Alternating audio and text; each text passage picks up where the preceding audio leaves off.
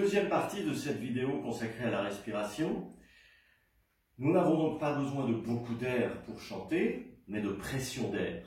Et notre inspiration doit être rapide. Cette inspiration qui doit être rapide ne peut pas être abdominale.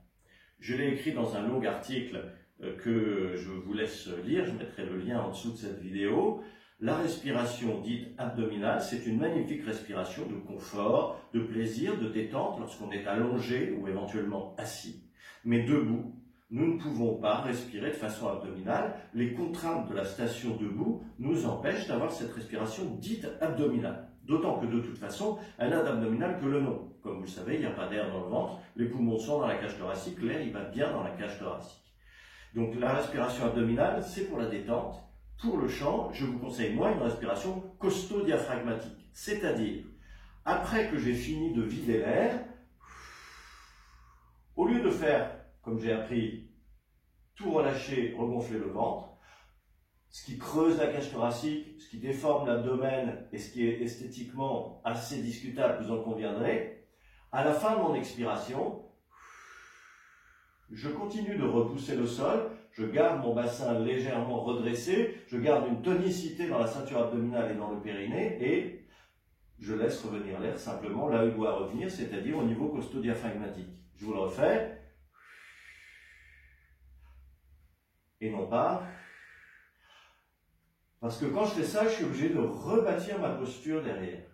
Voilà. Je n'y reviens pas, c'est ce que j'enseigne dans mes stages.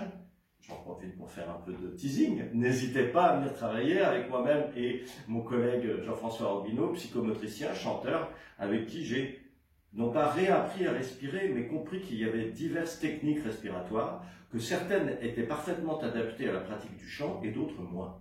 Donc je ne vous dis pas la respiration abdominale, c'est mal, c'est péché. Je vous dis, je vous propose, lorsque vous chantez, une respiration thoraco-abdominale. Voyons maintenant comment ça peut se réaliser lorsque la musique va vite et que donc on cherche à respirer à l'endroit où c'est logique, quand bien même il y a peu de temps. Je prends l'exemple d'une bourreille qui s'appelle Passa de Mano, c'est la bourrée la plus connue, celle qu'on chante partout à la buvette après le concert et dans les festivals.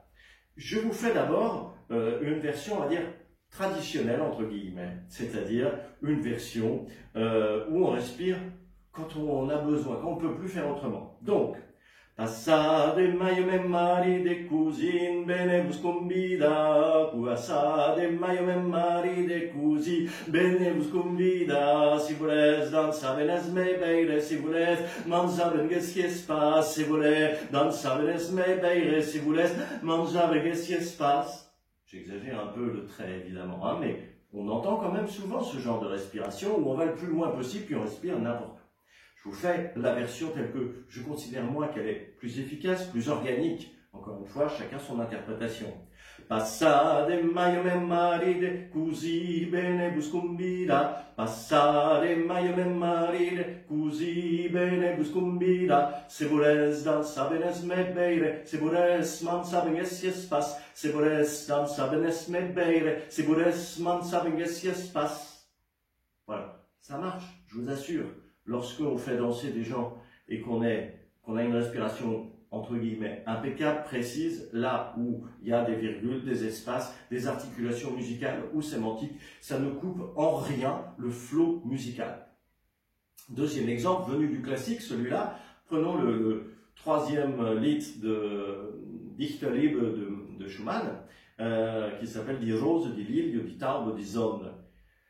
Il y a une énumération et lorsque moi j'ai appris à le chanter, je terminais exsangue et à bout de souffle. Donc je faisais Die Rose, die Lilie, die Taube, die Sonne, die Liebe ist alle in Liebeswonne, ich liebe dich schnell, ich liebe alleine die... Voilà, et là, à partir de là, j'étais en stress respiratoire. Voilà comment aujourd'hui je le ferais si j'étais encore chanteur, en activité.